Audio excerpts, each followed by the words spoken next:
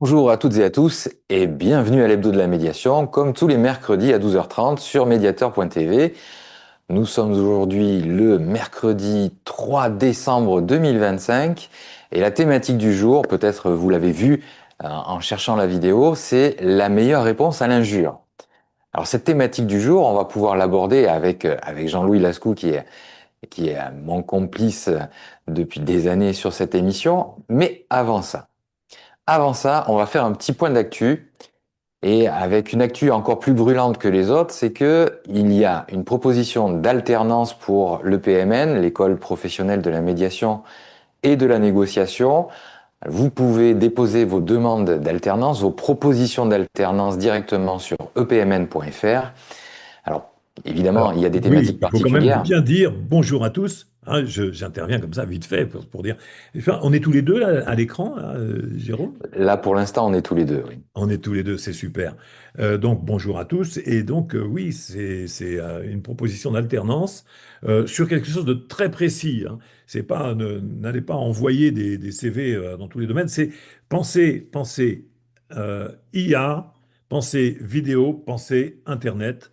Penser un spécialiste, en fait, qui s'intéresse à toute la communication numérique et qui pourra, donc, avec nous déjà, apprendre énormément de choses, mais qui va pouvoir aussi nous apporter sa créativité, son envie, son imaginaire, pour pouvoir développer une communication et un travail qui sera fait avec Jérôme et avec moi, avec Jérémy et d'autres personnes, donc on travaille en équipe. Donc l'alternant doit être impérativement, hein, je le dis bien, sur Bordeaux. Euh, Ça sera quelqu'un qui va aller travailler aussi à la Cité numérique. Il y aura du présentiel, il y aura du distanciel, bien évidemment, parce que c'est un travail de distanciel, mais le présentiel est impératif. Et donc, on veut quelqu'un qui soit proche de l'EPMN physiquement et à qui ça ne posera pas du tout de problème de pouvoir participer à des réunions en présentiel parce que c'est quand même fondamental de pouvoir communiquer ensemble. Donc merci, envoyez vos CV, allez sur epmn.fr, il y a un point de contact, et envoyez votre CV, votre lettre de motivation, et puis aussi l'illustration de ce que vous savez faire. On a déjà des candidatures, je vous le dis. On a déjà des candidatures. J'insiste bien pour que vous puissiez pas vous dire, oh bah, c'est le désert, quoi. On a déjà deux candidatures, pour tout vous dire. On a à peine commencé à le dire qu'on a deux candidatures qui sont déjà très très bien positionnées. Donc merci. Et donc maintenant, Jérôme, je peux te renvoyer la parole parce que l'actualité continue. Et dans l'actualité, ça continue, évidemment. Alors, évidemment que il y a des points sur lesquels tu vas pouvoir être plus pertinent que moi puisque tu as tous les détails, hein. On a Eh listé oui. tous les éléments d'actualité et l'actualité est assez chargée en ce 3 décembre. Alors, il y a des éléments qui sont très simples. C'est hier, par exemple, avec Preventica. On est partenaire de Preventica depuis une vingtaine d'années et tous les premiers mardis de chaque mois, on anime un webinaire. Et la thématique d'hier, c'était la médiation dans les Les situations conflits de d'héritage, succession, les conflits d'héritage. toute la transmission de patrimoine. Donc, c'est vrai que c'était assez, assez nouveau donc, sur ce sujet-là, de pouvoir parler de tout ce qui est conflit d'héritage, mais conflit de transmission de patrimoine, ça peut très bien être une passation avec des personnes vivantes. Hein. On n'a pas besoin d'être forcément possédé pour pouvoir faire quelque chose, un testament, et puis dire, voilà ma désorganisation pour la transmission de patrimoine. Donc, moi, je me souviens d'un gars qui avait fait surprise, hein, il y a une vingtaine d'années. Hein. Donc, c'était quand même chaud parce que j'avais connu cette personne et qui avait mis dans le testament, ce qui m'avait quand même surpris, il avait mis dans le testament qu'il fallait que ses héritiers, s'il y avait un problème, ben, fassent appel à un médiateur professionnel, en l'occurrence moi. Tout ce que j'avais eu comme retour, c'était que un des héritiers m'avait dit, ben, voilà, mon père avait mis ton nom dans son testament. Et comme médiateur, méfie-toi, Jean-Louis, on n'a pas besoin de toi. Euh, donc, tant mieux, tant mieux. C'était une bonne nouvelle, au contraire, une bonne nouvelle sur une sur un parcours de vie où les héritiers avaient réussi à s'entendre. Et c'est pas toujours le cas. Alors, Alors, donc si vous voilà, on voulez a parlé de ça. revoir, si vous voulez revoir cette émission qui est en replay disponible sur Préventica, tous les webinaires organisés par Préventica avec le PMN sont disponibles. Je vous invite à aller la revoir et puis peut-être à poser des questions. Vous revenez vers nous pour poser vos questions, on y répondra. Mais effectivement, il n'y a Bon, pas que ça comme actu. voilà, il suffit de mettre, si vous voulez le savoir directement, vous tapez sur n'importe quel moteur de recherche intelligent. Vous tapez médiation, patrimoine, Préventica, EPMN, mettez ces mots-clés-là, et puis vous arrivez directement sur le lien qui vous enverra sur la page. Vous devrez vous créer un compte, etc., pour aller voir les replays de tous les webinaires qu'on fait avec Préventica. Qu'on salue encore une fois et merci beaucoup. Et donc, il y avait effectivement aussi un travail qu'on a fait avec les agriculteurs, parce que c'est tous les conflits dans le milieu agricole. Et là, c'est Julie Boutier qui a fortement animé, organisé, structuré des interventions donc, sur ce sujet-là. Et on a préparé un travail pour tout ce qui est toutes les situations dans les GAEC, où il y a parfois beaucoup de complicité, et puis que des complicités qui parfois se transforment en situations pénibles, désagréables, de relations qui se dégradent. Donc, on a préparé un travail important dans le cadre des GAEC, que ce soit dans le Cantal, parce que c'est là que Julie a commencé à développer l'idée, et aussi en Normandie, parce qu'il y a d'autres personnes qui sont parfois des directeurs aussi d'environnement agricole, qui sont promoteurs de la médiation professionnelle. Donc, je les salue, et donc ça, c'était un autre point important qui a fait que ça c'est monté à notre actualité. Il y a une autre actualité parce qu'on a vu, on a fait des réunions aussi en pagaille pour ce qui est de la GIMP, de la Journée internationale de la médiation professionnelle, avec Edith Delvrey, avec Vincent Tossa, qui sont qui coordonnent tout ça, et avec ma petite sœur, vous connaissez Annie Lascou, euh, et donc qui est en Martinique et qui s'occupe de tout ce qui est le travail vidéo, les montages vidéo et les discussions sur la GIMP. Donc, donc c'est pas une éducation cette fois-ci, c'est les journées, c'est vraiment le travail sur la médiation internationale. La thématique de cette fois-là, parce que ça, c'était la thématique du 20 janvier que tu nous partages, Jérôme, mais la C'est vrai. thématique de cette année, c'est la médiation internationale. Les thématiques de médiation internationale, comment ça se passe? Quels sont les outils qu'utilisent les médiateurs internationaux? On va avoir des intervenants, des ambassadeurs qui vont participer à cette discussion, des diplomates qui vont participer à cette discussion, que ce soit européens ou africains. Alors, on a cherché aussi à toucher des diplomates chinois, parce qu'il y a eu un travail qui a été réalisé sur la mise en place de l'organisme, d'un organisme international de médiation, pris sous l'angle de l'ONU, l'article 33, je crois, de la Convention de l'ONU, qui prévoyait la mise en place d'un dispositif de médiation, et ce n'était pas encore fait. Alors maintenant, ça y est, c'est fait, mais peut-être qu'il y aura d'autres dispositifs qui vont être mis en place. Donc c'est la médiation internationale sur la GIMP, la Journée internationale de la médiation professionnelle. C'est le droit à la médiation qui est promu. Et vous allez voir que en 2026, il va y avoir de grandes innovations dans ce domaine-là, parce qu'on n'en reste pas à nos acquis et on n'en reste pas aussi à ce qui est seulement fait par les institutions en Europe ou dans le monde. Notre profession progresse. Donc, si vous avez des idées d'ailleurs, pour 2026, je le dis au passage, pour 2026, des idées pour des webinars, pour des émissions de médiateur.tv, n'hésitez pas, partagez, dites-le nous. Et puis, nous, on gamberge, hein, et puis on gamberge avec vous, et on partage, et on fait en sorte de satisfaire vos demandes. Et alors, on gamberge, et du coup, là, je viens d'avoir une envie, je vous la propose. Imaginons que vous rencontrez une difficulté relationnelle, mais qui n'est pas excessive ou qui est passée déjà depuis un moment. Si vous voulez venir en témoigner et voir comment vous auriez pu répondre face à la situation de difficulté que vous avez rencontrée, ça pourrait faire l'objet d'un hebdo de la médiation, non pas pour mettre quelque chose de votre vie privée, mais plutôt pour dire comment ça se traduit concrètement un accompagnement de médiateur hors contexte de conflit. Hein. Le conflit doit être fini, mais si vous voulez venir échanger sur votre situation, eh bien, vous laissez un commentaire sous la vidéo du jour et on vous recontactera. Ça, c'est super comme proposition. Ah, donc, on a aussi, on vous invite à faire un peu de lecture parce que, bien sûr que, il faut pas oublier que écouter, c'est bien, lire, c'est bien aussi. Ça active le cerveau, ça fait réfléchir, etc. Et donc, quand ça fait réfléchir, c'est bon hein, pour le cerveau. Ça entretient les années. Il paraît que, il paraît qu'on vieillit moins en réfléchissant. J'ai pas vu que ça avait des effets sur les cheveux, la couleur des cheveux. Mais il paraît que ça entretient ça entretient le dynamisme de vie.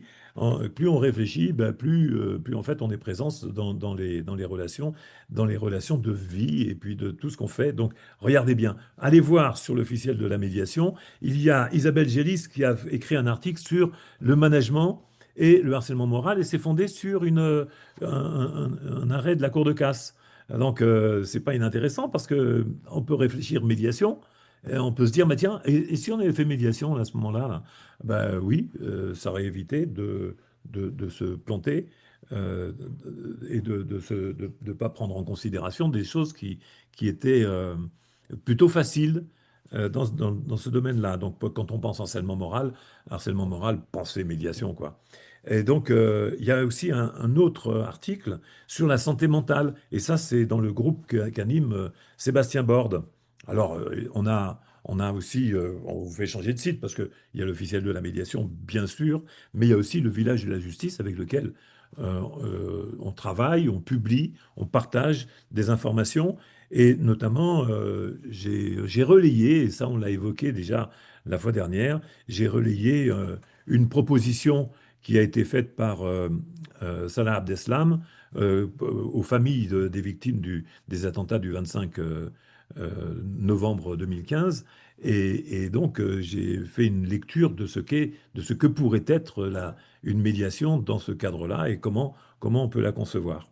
Donc, il y a aussi un site qui a relayé aussi des actions que nous conduisons, notamment avec Naval Group. Hein, c'est People at Work qui est le mag, vous tapez People at Work mag, et vous trouvez un article qui présente l'action de la médiation internalisée à Naval Group.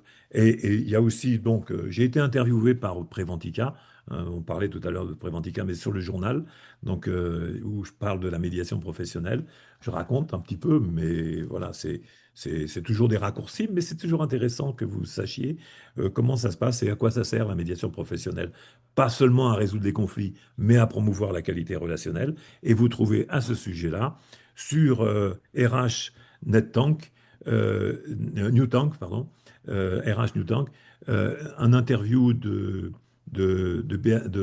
Brigitte Ecker concernant l'intervention de la médiation professionnelle à l'APHP. Donc, et il y a tout le staff de la PHP qui s'est intéressé à ça, notamment le service des RH, avec Brigitte qui a porté le projet d'un dispositif de médiation très particulier, très spécifique, parce qu'il est porteur de la qualité relationnelle, ce qui est une préoccupation pour la santé mentale des salariés de la PHP. Parce qu'on parle de santé mentale des gens qui viennent à la PHP, on se dit tout de suite, ah, c'est pour les clients, hein, c'est pour les patients. Mais non, c'est aussi pour bien préserver la santé mentale des salariés et des agents. On y parle d'agents, mais en fait des salariés, des soignants, hein, qui sont souvent exposés à des récriminations. Et puis c'est pas facile de repartir chez soi avec parfois des plaintes, toutes les difficultés que les gens peuvent rencontrer.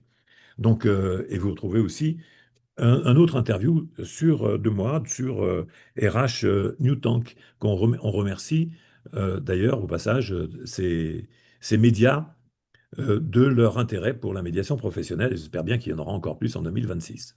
Donc maintenant, on a fait une promesse. On a fait une promesse, hein, parce qu'il y a peut-être ceux qui vont aller cliquer directement pour dire on va rechercher, on va mettre un accélérateur. Mais c'est là maintenant que nous allons vous dire comment on peut répondre à quelqu'un qui nous injure. Et oui, c'est pas forcément quelque chose déjà qui est agréable. Vous avez tous Mais non. déjà été confrontés à cette situation-là. Et quelqu'un vous fait un reproche, une injure, vous insulte, et vous voyez très bien qu'il y a de la colère qui émane de lui, et puis tout de suite vous vous sentez évidemment, la première réaction, c'est mais attends, mais toi-même, hein, sur Et le, comment? Et comment? On a juste envie de le renvoyer sur les roses et les épines, pas les fleurs. Hein. donc c'est Euh, l'envie de réagir et de réagir de manière assez similaire. C'est la loi du talion en fait, hein, c'est œil pour œil, dent pour dent. Tu me dis que je suis un con, je te dis bah, le con c'est mais toi-même, toi, hein. mais toi. Mais c'est vrai que quand on est à l'école, hein, on se dit, mais c'est celui qui dit qui est. C'est une manière de rétorquer. Euh, et donc, ben, on insulte celui qui c'est l'arroseur arrosé. On insulte de la même manière celui qui nous a insultés. Et en fait, ben, on fait de la surenchère. Hein. On n'en sort pas. Donc, En voulant rétablir c'est un vrai que si équilibre. on dit directement, Jérôme, si on dit directement ce qu'il faut, c'est la meilleure des répliques, parce que c'est ce qu'on a dit, quelle est la meilleure des réponses à faire à quelqu'un qui nous injure? Euh, eh bien, eh bien, en fait, c'est vrai il faut commencer à se dire, mais autrement. Mais on peut vous donner la réponse tout de suite. Qu'est-ce qu'on fait? On leur donne la réponse tout de suite? Oui. Oui, puis après on y reviendra dessus, on explique Oui. citera pourquoi Et cette puis réponse est ceux est qui bonne. n'auront pas, moi je me dis ça, ceux qui se diront, ouais, non, c'est des conneries, tu vois, ben, déjà vous êtes dans l'injure là, au passage. Euh, mais vous injurez, bon, c'est pas les personnes que vous injuriez, c'est les propos. Mais donc c'est vrai que dire à quelqu'un que on peut concevoir que la personne ait envie de nous injurier, c'est un peu bizarre. Hein. Alors, c'est vrai on peut être dans un contexte d'agressivité où c'est complètement hors planète, hors propos. C'est-à-dire, euh, il y a quelqu'un qui vous injure dans la rue, alors que la personne, vous la connaissez pas, vous n'avez aucune relation avec elle, et puis elle vous dit, ah, le con qui est devant moi. Hein, hein. Ouais. Non, c'est pas cette situation-là dont on parle. On va quand même définir la situation. La situation, c'est vous êtes avec quelqu'un avec laquelle une personne avec laquelle vous discutez, et puis la relation se dégrade, et paf, ça y est, ça commence. L'injure commence. L'injure, elle peut être de plusieurs natures. Hein. Elle peut être une insulte bien graveleuse, hein, très orientée, hein, et avec des connotations, hein, comme vous pouvez à la manière de Bigard, par exemple. Hein. Hein, comme ça, vous voyez tout de suite la poésie en question. Ou alors, ça peut être très, très sous-entendu, très, très méprisant. Hein. Donc, comment faire? Alors, ben, Jérôme, je te laisse donner révéler le poteau rose, et puis on va en parler après. Et oui, et vous allez voir que la phrase peut surprendre. Donc vous êtes dans le contexte où quelqu'un vient de vous dire, non mais il faut vraiment être con pour faire ce que tu as fait. Mais comment tu sais que... Non, c'est pas ça la réponse. C'est pas ça la réponse. La C'est... réponse qu'on vous propose d'essayer, c'est, c'est je vous remercie ouais. d'exposer aussi clairement votre point de vue, votre insatisfaction, la façon dont vous percevez ce que je viens de faire. Donc là, c'est un peu long, hein. Vous voyez qu'il y en a plusieurs possibles, mais c'est, Ouais, je vous je remercie vous d'être aussi remercie. cash. Je vous remercie d'être aussi cash sur votre manière de voir les choses. Exactement. Et ça peut surprendre déjà. Alors, c'est pas que ça, c'est pas seulement que ça peut, c'est que ça surprend. Mais pourquoi ça surprend et quel est l'intérêt? Déjà, c'est de ne pas prendre pour soi ce qui n'est pas soi. Hein, vous vous souvenez? C'est celui qui le dit qui est. Hmm. Pourquoi est-ce qu'une personne a tout de suite des mots comme ça d'insulte? Pourquoi est-ce qu'elle a ça en tête? Mais parce que déjà, elle est confrontée à son impatience, à son agacement. Elle a que ce mot qui lui vient à l'esprit. Parce que si elle se retrouvait dans cette situation-là, voilà ce qu'elle penserait d'elle. C'est d'elle dont elle parle. Et C'est alors ça. là, tu vois, Jean-Louis, là, on peut faire le parallèle, par exemple, avec l'émission qu'on a fait la semaine dernière sur le conflit en soi. Et oui. C'est lié, les deux sont liés. Donc, effectivement, si vous commencez à prendre pour vous ce qui en fait n'est pas pour vous, parce que la personne parle d'elle-même à chaque fois qu'elle ouvre la bouche, même si elle parle de vous, elle en dit plus long sur elle qu'elle n'en dit sur vous. Mm. Et ça, c'est quelque chose qui est pas spontané, parce que on se dit, mais quand on parle de quelque chose, si par exemple je parle de ce que je vois, hein, là pour l'instant, je vois à l'extérieur par la fenêtre, je vois, d'ailleurs, regardez, vous voyez ce que je vois? Voilà, voilà ce que je vois. Donc je vois, a priori, je ne sais pas si vous avez vu ce que je vois, mais moi, je vois des roses, en fait. Mais vous avez peut-être pas vu ça. Si vous remettez un peu en arrière, vous avez peut-être pas vu ça. Vous avez peut-être vu les maisons qui sont derrière, vous avez peut-être vu la nature, vous avez peut-être vu une vue globale. Mais moi, je vois surtout les rosiers qui sont à tailler. Vous voyez, ça veut dire quoi? Ça veut dire que j'ai une représentation dans la tête de mon environnement. Et je parle de mon environnement par rapport à ma représentation de mon environnement, à ma relation à l'environnement. C'est-à-dire que chacun va parler des choses qu'il voit selon la relation qu'il a avec ces choses-là et selon sa conception des choses qu'il a autour de lui. Et c'est de lui, c'est de sa perception dont il parle. Donc il parle bien de lui. Il parle moins de ce qu'il voit ou de ce qu'il comprend que de sa manière de voir et de comprendre. Et c'est comme ça que d'ailleurs, il y a des gens qui jouent les mentalistes parce qu'en fait, ils savent bien s'attarder à cette représentation-là. Parce que les gens ne se rendent pas compte qu'ils ne parlent en réalité que d'eux-mêmes. Alors moi, je vous suggère, hein, si vous avez des doutes sur cette utilisation faite par des gens qui se présentent comme des magiciens, mais qui sont des mentalistes, qui jouent, hein. Il y a un gars qui joue très bien à ça, c'est Fabien Olicard, et j'espère bien qu'on aura l'occasion de se croiser un jour. D'ailleurs, et il est bien attentif et je ne suis pas sûr qu'il ait cette formulation de dire les autres, les gens ne parlent que d'eux-mêmes en réalité, mais il exploite bien ce créneau-là pour faire pour deviner ce qu'une personne pense et qu'elle ne se doute pas que l'autre est pas attentif au contenu, mais au process de la pensée. Donc, ce que je vous dis, c'est que oui, merci à toi d'exprimer les choses comme tu les dis, parce que ça démontre de ta sincérité. Et ce qui est perturbant pour la personne, c'est qu'en fait, sa sincérité, c'est une spontanéité qu'elle n'a pas maîtrisée. Et c'est ça qui la perturbe. C'est que soudain, elle a en retour quelque chose qui est énoncé comme étant vrai, potentiellement vrai. Je te remercie de ta sincérité, je vous remercie de votre sincérité et de votre spontanéité pour dire les choses comme vous les pensez. Mais il ne faut pas le dire en moquerie, il faut le dire en constat. Et si vous le dites en constat, c'est vrai que c'est déstabilisant. Je vous invite, nous vous invitons à faire le test. Alors ça, c'est un instrument des médiateurs professionnels. Bien sûr, mais ils sont jamais insultés. Mais quand un propos insultant vient de la bouche d'une des personnes qui est en entretien individuel ou en réunion, eh bien, le médiateur professionnel, oui, c'est dire, c'est reconnaître la légitimité de la personne à s'exprimer de cette manière. Non, vous voyez, c'est pas simple peut-être, mais c'est redoutablement efficace. Moi, j'ai utilisé je ne sais combien de fois, Jérôme aussi, et puis toutes les personnes qui viennent en formation de médiateur professionnel utilisent ces techniques-là. Cette technique qui est juste, vous voyez, alors évidemment, vous n'en faites pas une overdose.